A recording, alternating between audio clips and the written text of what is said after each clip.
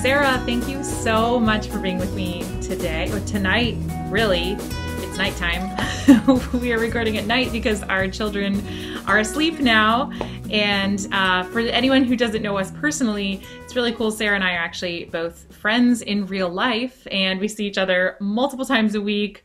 Our children know each other. We're both pregnant with our third children, so that's pretty cool. So welcome, Sarah. It's so nice to have you. Thanks for having me. Yeah, it's funny. I feel like we're at women's group or something like that. Okay.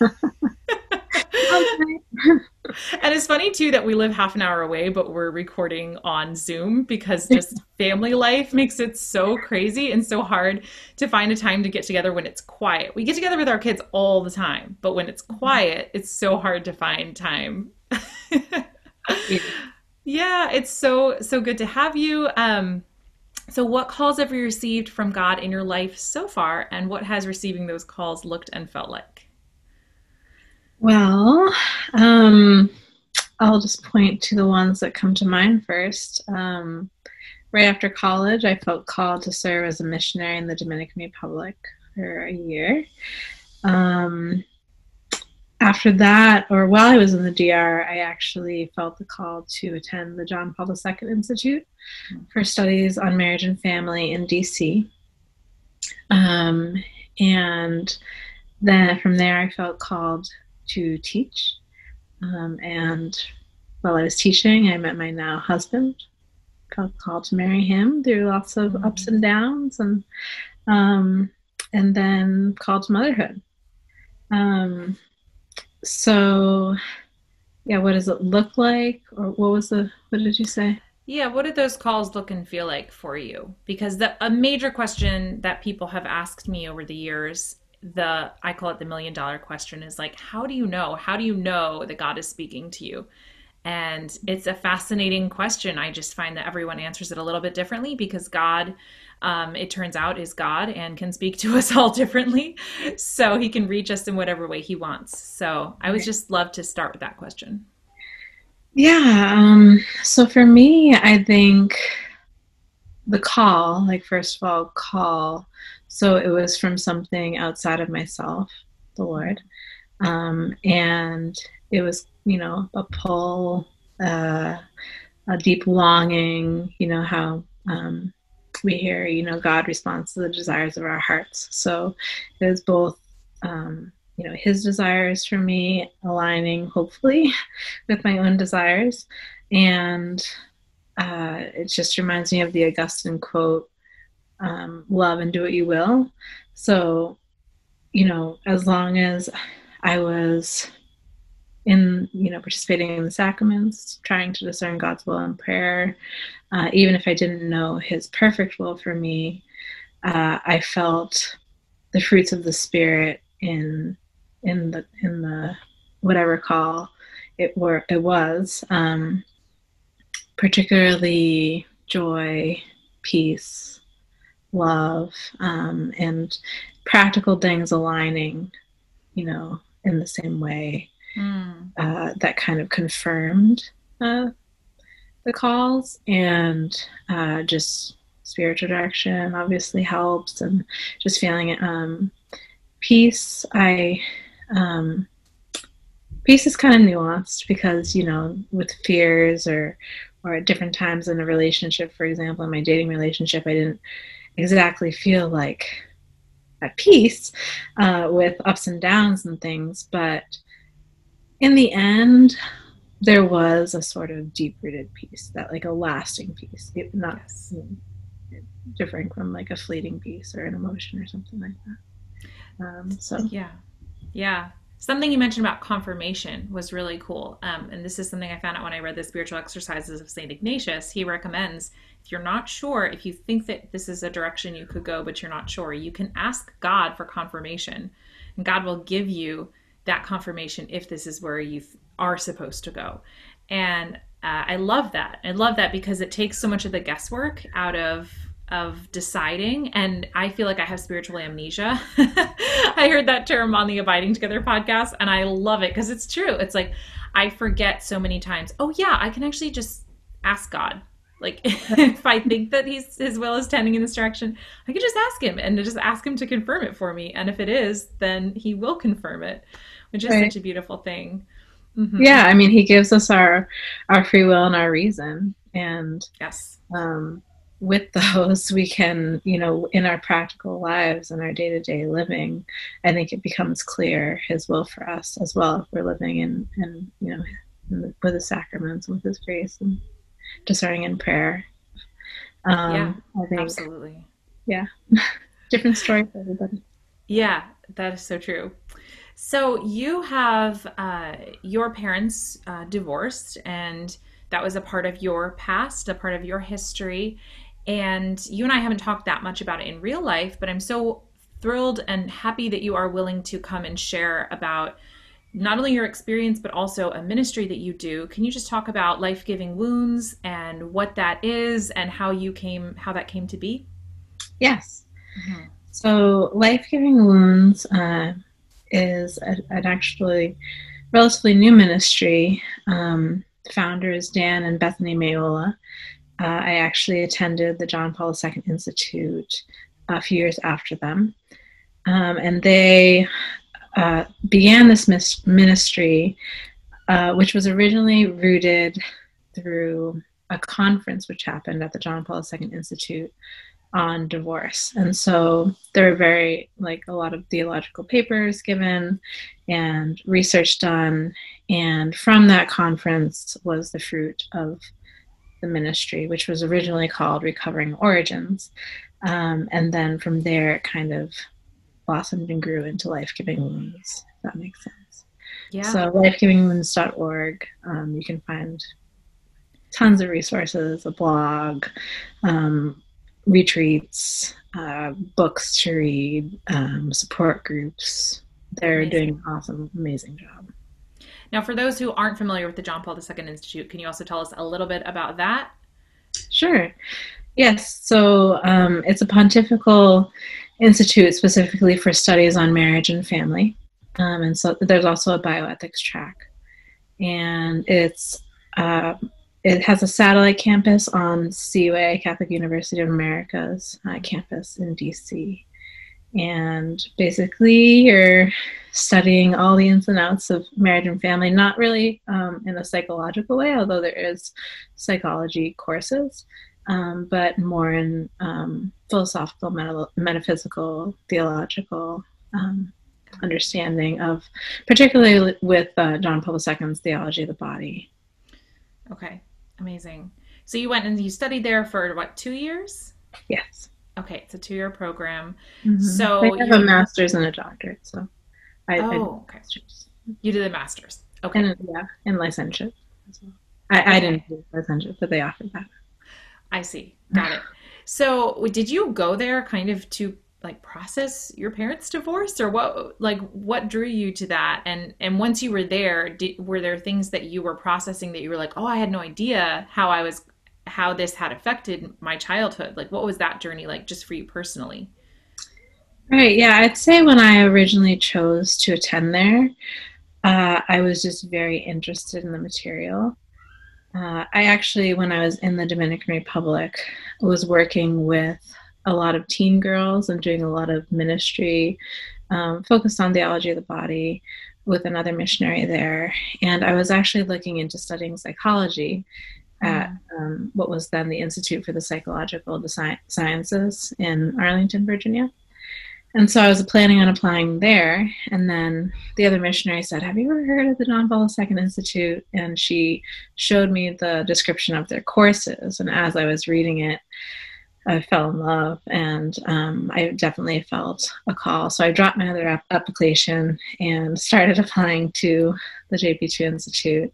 Awesome. But looking back now, I think, there was a deeper call in the sense of the beginning of a deeper healing from the divorce, and understanding the roots of marriage and family, and uh, all that is entailed, and really understanding what authentic uh, married and family life is like. Mm, hmm. So, as we were talking about, the talk before the talk. And we were talking about what we were going to talk about, like you do.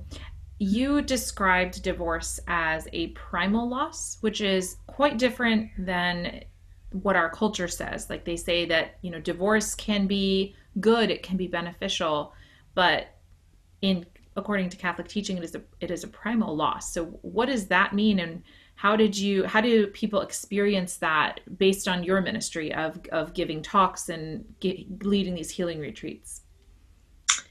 Yes. So you use the term good divorce, and I think that those terms were kind of thrown around when the cycle of divorce started, Mm-hmm.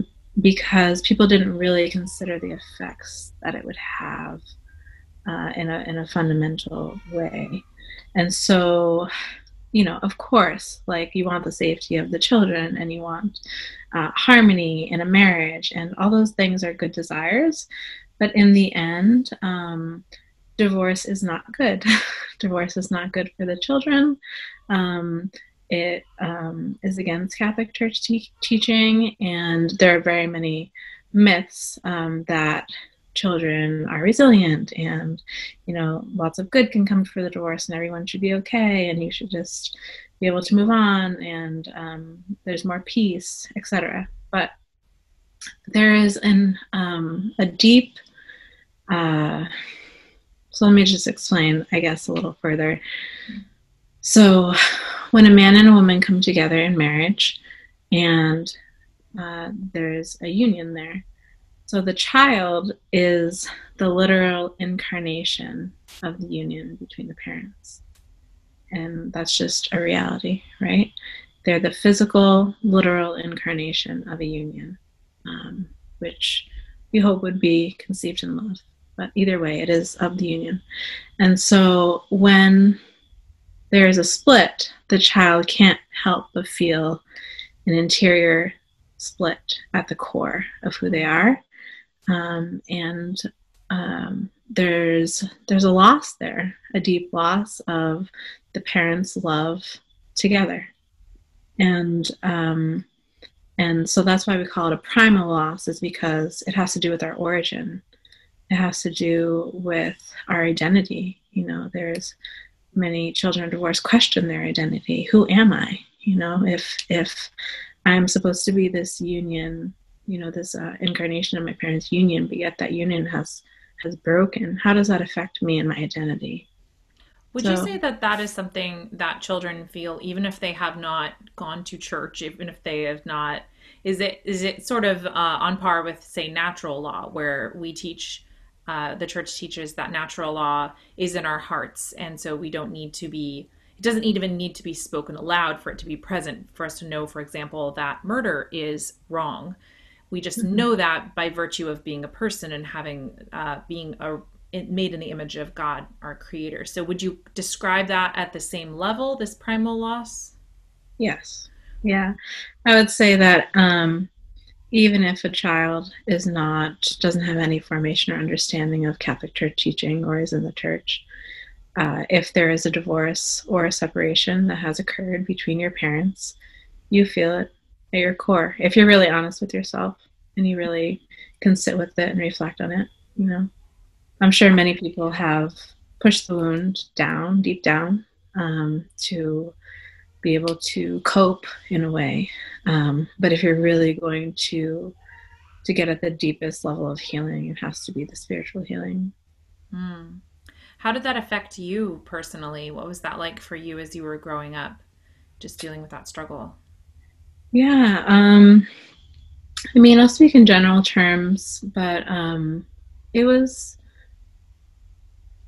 it wasn't easy.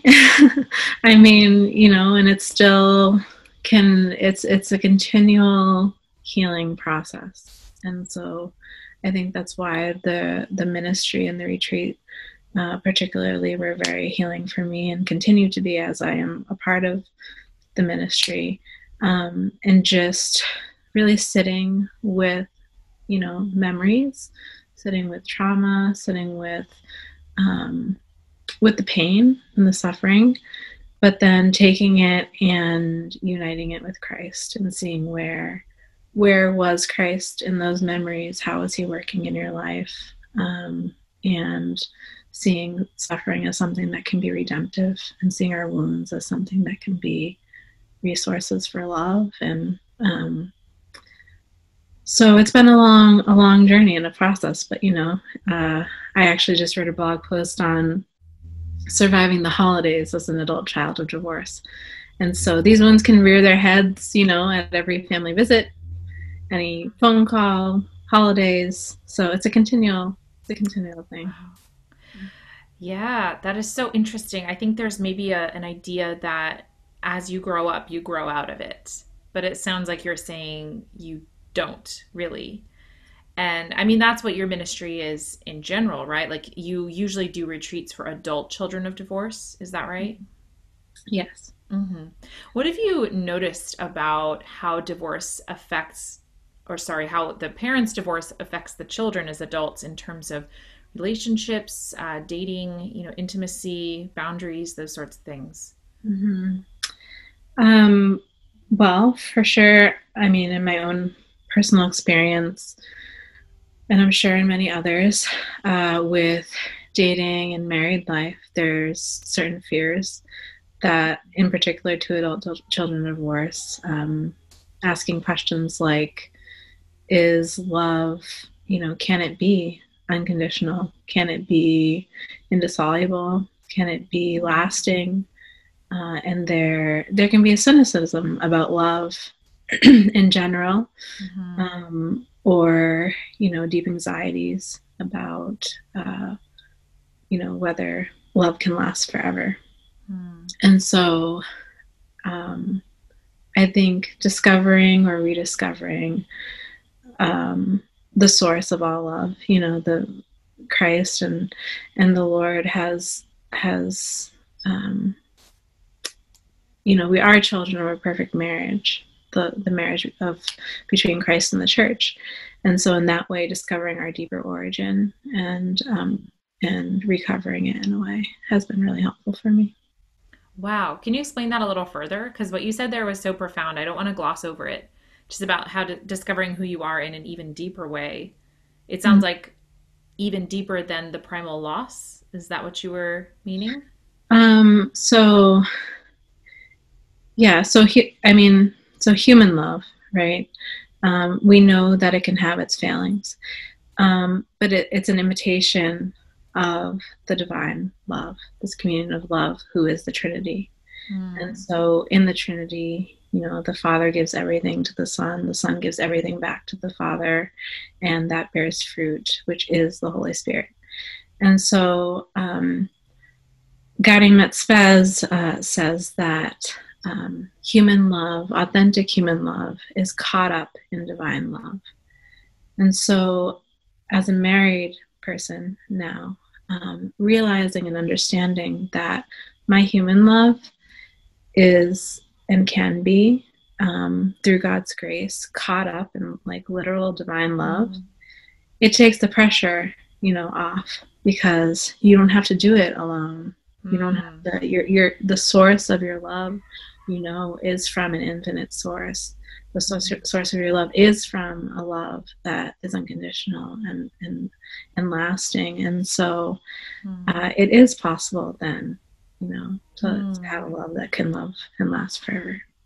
That's amazing.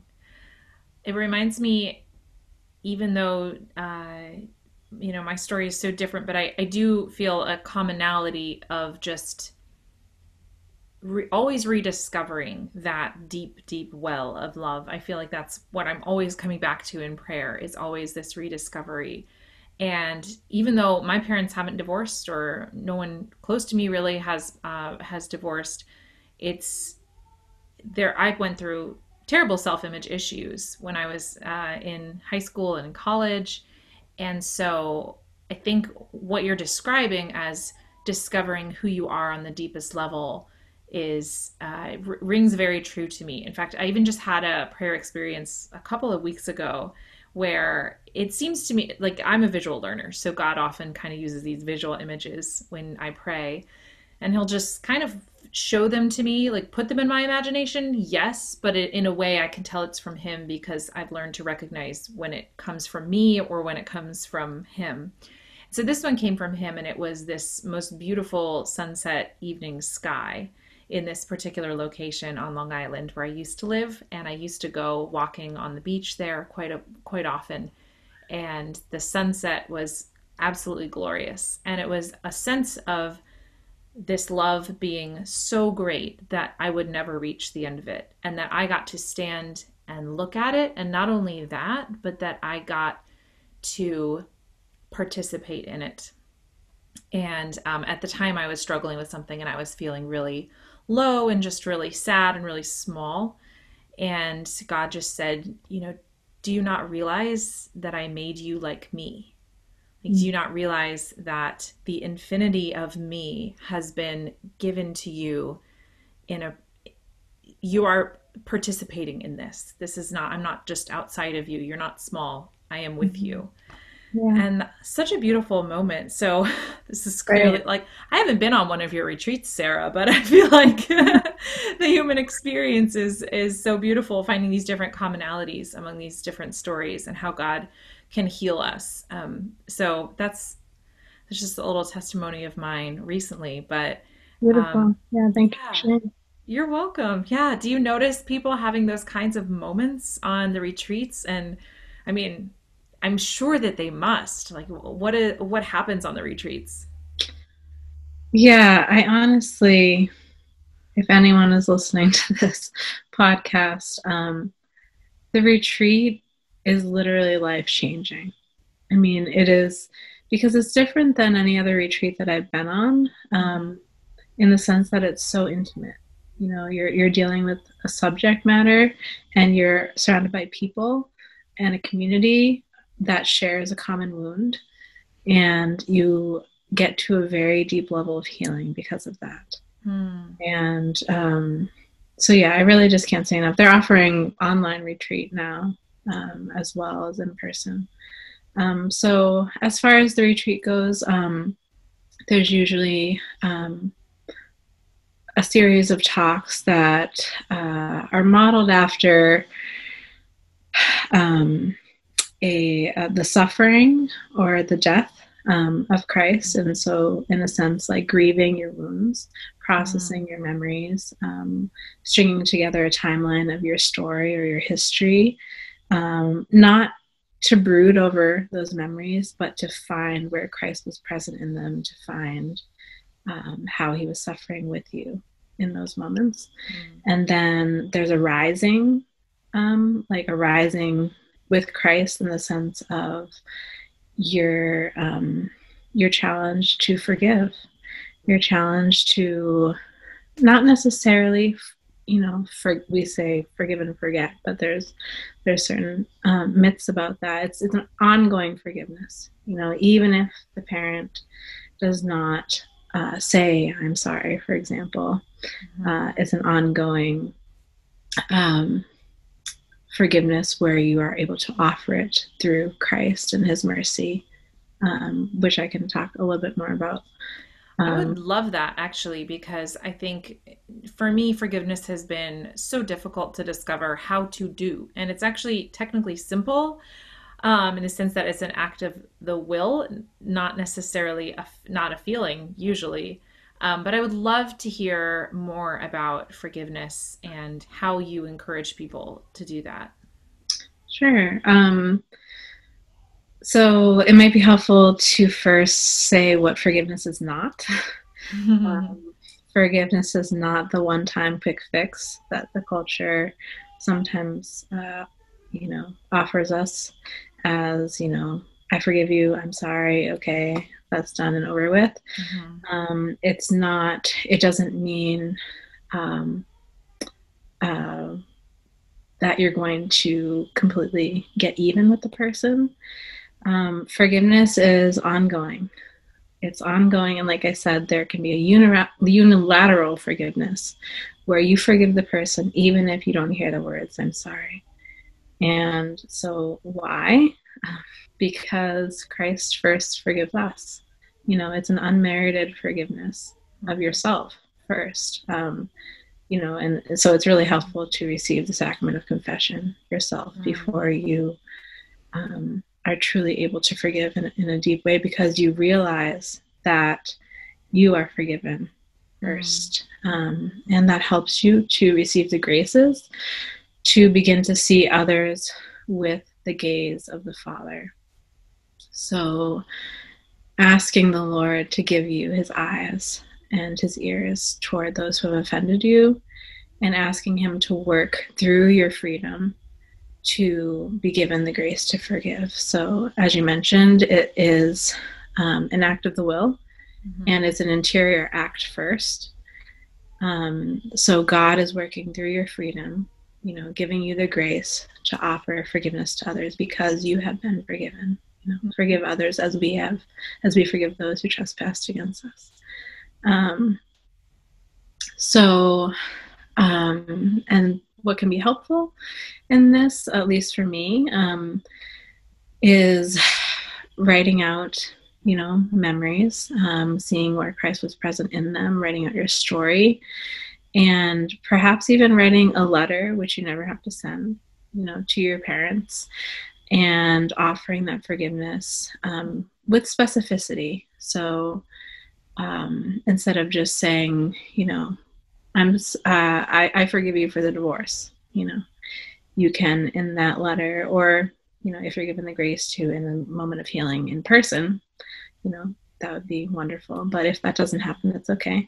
But instead of saying, I forgive you for the divorce, you can say, I forgive you for, splitting with mom or dad, because now at every holiday I have a conflict, of where to spend the holidays, or I forgive you for leaving me at home a lot in childhood because you had to work extra in order to afford, or I forgive you for, like the specific details really hits at like the severity of the wound and honors the severity of the wound.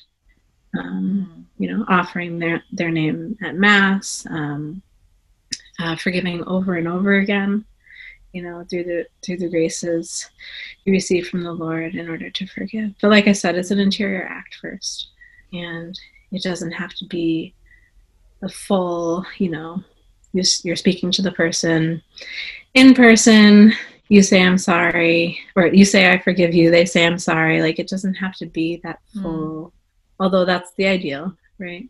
Right. To forgive them interiorly through God's grace with that interior act of the will. Yeah. And I like what you said about honoring the severity of the wound, so that it's not that you're denying that you were hurt. It's that you are acknowledging, rather, that really hurt, and that should not have been done to you, and that there was wrong done to you, but that you're forgiving them of the debt of repayment. Would that be accurate to say? Yes. Yeah. In fact, you're forgiving them of repayment of a debt that may never be forthcoming. You're Yes. forgiving them, and in the end, as we know, there's a quote by Lewis Smedes: "In forgiveness, you're setting a prisoner free, and the prisoner you set free is yourself." Yes. I did a healing retreat online, and it was funny because I signed up for it. It was like a free online thing. And I was like, oh, I was going to be speaking for a different retreat. So I signed up for this one just to see what the format of it was like. And then I listened to a talk and I was like, oh, I need to be here. I was like, oh, I'm just going to pop into a talk, and it was like, oh my gosh, this is it. This is where I need to be. And honestly, I can't even remember the speaker's name because this was about 2.5 years ago. But she mentioned that forgiveness is actually, it's not even about the other person. It's actually about you. And I noticed this in my own heart because I had been holding on to I have to get this from you in order for myself to be okay.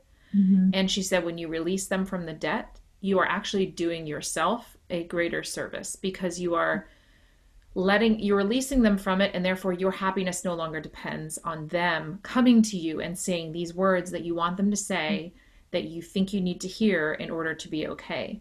You're Right. actually taking the ownership of your own life, in the sense that you're not pretending like that hurt never happened, but you're saying, I see this, I acknowledge this, and I also acknowledge that I have the agency as an adult in my own life, that I have the responsibility to myself and everyone else around me to release you from this debt. That you're coming to me and saying these words does not make my happiness exist or disappear. Right. And that's extremely powerful. Right. Yeah. And an awesome example of that is St. John Paul II, right? He forgave his would-be Mm-hmm. assassin, without ever hearing those words. Yeah. Yeah. And for those of us who are like, well, he did that immediately. Like he do that like a week after or something, or like as soon as it happened. It was like really quick, right? I Yeah. don't know how soon it was, but yeah, I do remember it was relatively soon after. Yeah. I think it was. And sometimes when I hear that story, I'm like, oh well, of course he could do it. He didn't have any hang time of just like holding on to it. But that was probably because, he had gotten wise enough to the point where he recognized his own weakness, or he was wise enough to recognize that this would destroy him if he held on to it, which Mhm. it does for so many of us if we hold on to it, and it really eats us up inside. So, But even if if you're you're not listening. there, I mean, sorry, you were gonna say, Oh, sorry. I was just gonna say, even if you've been holding on to this for a long time and you're like, I don't know how to do that. Like I've just been holding on to this and holding on to this, and I don't know what my life will be like if I actually let this go. Yeah. There's still give yourself permission to just like wade into that water. Yeah, that's what I was gonna say. I mean, I Uh-huh. often tell people, um, pray for the desire to forgive. If you're not there yet, pray for Hmm. just a little, for God to just take that small step with you. Yeah. Pray for the desire. Because it really is a desire for your own good, ultimately. Because what happens inside your heart, that person may or may not ever know. It might even be someone that you're estranged from. And so if they've cut themselves out of your life and you don't have an opportunity to be in touch with them, they're never going to know that you forgave them necessarily. Right. But that it changes you, it changes your orientation, where you're not constantly looking at their back and saying, why won't you turn around and love me, why won't you turn around and give me what I want. Right. Instead, you're facing a different direction, Mhm. facing I just got an image of like facing that eternal love, like participating in that eternal Right. love that we were Yeah, talking having his about. gaze. Yeah, so beautiful. So how does how do you empower people to continue that forgiveness Hmm. after the retreat is over? Well, um, I mean, on a practical level, the ministry offers support groups. Within the retreat, there is many small group sessions as well. I forgot to mention that earlier, which are a vital part of the retreat, is sharing with others your stories and questions you may have, or fears, or just affirming each other in the wound. And so those groups can continue as support after Mm. the retreat. Um, and then I guess I failed to mention as well earlier. So the last part of the retreat is ascending forth. So discovering how your particular wound as an adult child of divorce or separation can become a resource of love. So, uh, Resource of it's love. not the absence of pain, because Christ finds us in the wound, right? Christ still Mm. had his wounds after he was resurrected. And so our wounds can literally become resources for love and joy and hope for others. And Mm. I think as adult children divorced, we may be given a particular mission, which each person has to discern individually, on how your wound can be fruitful, can bear life for others. And so whether it's in, even just in your own marriage and having a lasting, fruitful, faithful marriage, that's a witness in itself and a mission in itself, or ministering to others, etc. Wow. Without mentioning names, can you just tell me some of the things that people have discovered? I'm so curious because It sounds exactly like God. I to do something like that. Like I interviewed Sarah Christmeyer, who is the author of a book called Becoming Women of the Word, and she pointed out, she's a scripture scholar, she's amazing, and she pointed out that it is exactly like our God to plant life where there was none. And this is why God chooses the disadvantaged, the crippled, the small, the, whatever, the infertile people to actually bring forth his glory into the world in a way that's so much greater than all of the privileged firstborn, rich, you name it, the people that people would expect to become the great and manifest God's glory. Mm-hmm. So that makes me, it just harkens back to that interview that I did with her, that these wounds are resources of love. I love that term. So how have you noticed people bringing that forth in their life, and maybe you as well in your marriage or other areas? Yeah, first off, it's just, it doesn't have to be some grandiose, witness, although I'm sure there are going to be born saints out of, who are children of divorce. First thing that comes to mind is just authentic married love, just witnessing in your own marriage with your own children. For example, I see my children, and with children of divorce, there can be a loss of childhood in the sense that a lot of people have to grow up really fast, or there's never a chance to just rest or gaze with united parents in the background, and really have childhood play. And so I really appreciated that in my own family, and just delighting in my boys in the sense that they have the opportunity to just be kids and play. Not that I didn't have that as a child, but they have it in such a unique way as my husband and I, are married, have stayed married. And so, yeah, just the witness of marriage. Other people that I've seen in the ministry have gone into, like, for example, there's a married couple psychologists, and so they've done a lot in their own life and marriage and ministry, and helping others in that way. For example, Dan Mayola, right, the founder of Life Giving Wounds Ministry, took his wound, and now it's borne so much fruit in helping others. Wow. Yeah. That's so good. That's so interesting. Yeah, I'm thinking back to a time when I was, back when I was a child, and if I saw my parents like kiss, or I saw them show affection to one another, there was this, like, it's just ephemeral joy that I really couldn't even describe. It was almost like an affirmation. It was like the opposite of like a primal. An affirmation of your being, really. Yeah. Yeah. Yeah. And it's cool to see my children, the looks of joy on their face, or they have some very deep understanding of when they see John and me, showing affection to one another. It's like they're delighted by it. And then they come and they want to do a family hug. Yeah. And it's like they understand that it's a deep part of who they are. Right. Yeah. And so what a beautiful thing to be even more intentional about that. Right. Yeah.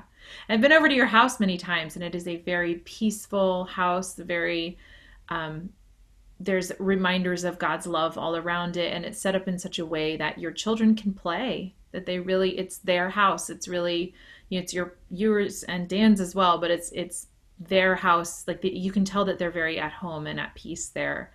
So, what an amazing thing to give them that gift, Not always peaceful, but yeah. Well, yeah, welcome to my house too.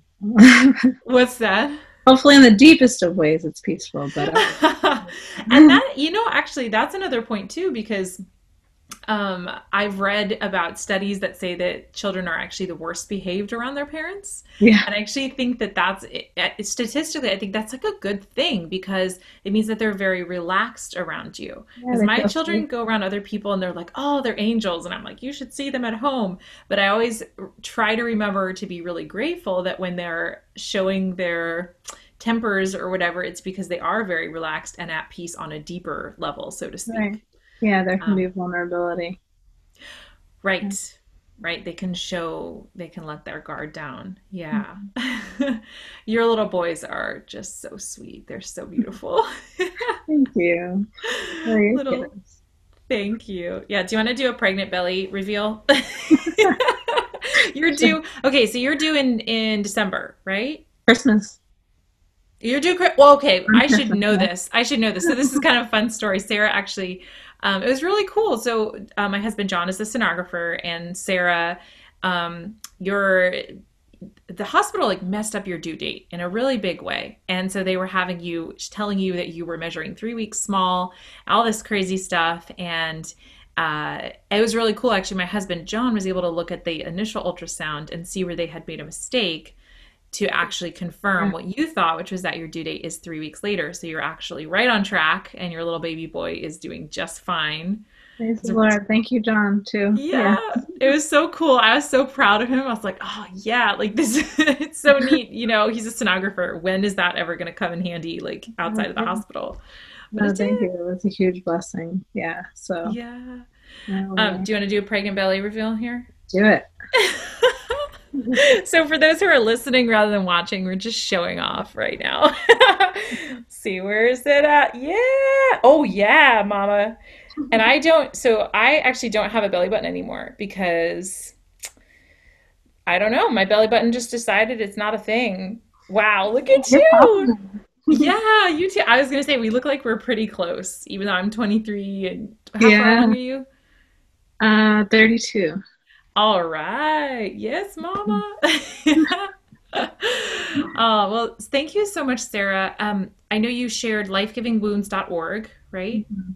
Is there anywhere else that you would like to direct people, or is that the one-stop shop? That has a lot of resources on it, including book lists, upcoming retreats, support groups, etc. Hmm. There is, so sometimes dioceses decide to adopt the ministry and the program. So Okay. um, one of those is the Diocese of Arlington, where we live. And so they offered a very, very similar retreat to the one Life Giving Wounds puts on, adapted a little bit. But yeah, if you are local, there is one through the Diocese Mm, of Arlington every summer, I think in August. amazing. Um, Yeah. there's also a blog which I would really recommend on Hmm. through the lifegivingwounds.org ministry. As far as upcoming events, there's a holiday support group. There's two different talks on that, and you can find that on their website. They also have a Facebook page, and if you're looking for a place to start as far as reading, there's an excellent book by Elizabeth Marquardt called Between Two Worlds. Okay. Um, Other ones are, I wrote down a list here, Primal Loss by Layla Miller, Torn Asunder by Margaret McCarthy. If you're looking for ideas on setting boundaries with parents, ending unhealthy patterns of behavior. Mm. If you find yourself in unhealthy cycles, a book called Boundaries by Cloud and Townsend is really helpful. Love that book. I think I recommend that on every podcast episode pretty I much. do. It's You might have heard. so good. It has changed my life, that book. Yeah, I cannot even say. There's boundaries with children, boundaries with spouses. right. The whole idea of boundaries sounds a bit taboo. Like, are we supposed to be giving? Are we supposed to be generous? But the point is, God wants us to have boundaries because we are finite in so many ways, and it's right and just, to use the term from the Mass, to have those boundaries, to know what am I responsible for and what am I not responsible for. And it turns out we're actually not responsible for a lot of things that sometimes we think we are responsible for. So huge. I recommend that for anybody who's listening to this. Oh my Yeah. goodness. And Best $15 you will ever spend ordering that book. So, children often struggle with boundaries. So, um, yeah, in the end, it's a call for your authentic freedom and loving in an authentic way, still honoring mhm. your parents, but drawing boundaries when necessary. Amazing. Excellent. I'll put Uh, all of those in the show notes. That's a great list of for people who are just starting out on a healing journey or an acceptance journey, or maybe they're in mid journey and they want to keep going. So that's yeah, amazing. Yeah. Or maybe they there's just love so much someone. Sorry. I said maybe they love someone or they're dating someone or they're married to someone who is an adult child of divorce Right. and Yeah. helping them understand how to process their story and so forth. Mhm. Yeah. If I'm not mistaken, it sounded, you can correct me if I'm wrong here, but I looked up a few statistics on life-giving wounds. This was a couple of months ago, so things might have changed, but I believe that only 3 dioceses in the United States have a ministry for children of divorced parents, and the divorce rate is somewhere close to 50% in our country. So that Yes. is a huge gap that needs to be filled. So I'm really excited to put this out there and just give people a place to start. Right. Yeah. Yeah. That's a Well, much needed ministry. yes. Yes. Well, thank you so much, Sarah. It's been a pleasure chatting with you. Thank you for sharing a little bit of your story and what you do. What a beautiful ministry. So God Thank bless you. you. Thanks for I'll having I'll see you Friday at the All Saints Day party. me. Sounds good. All right.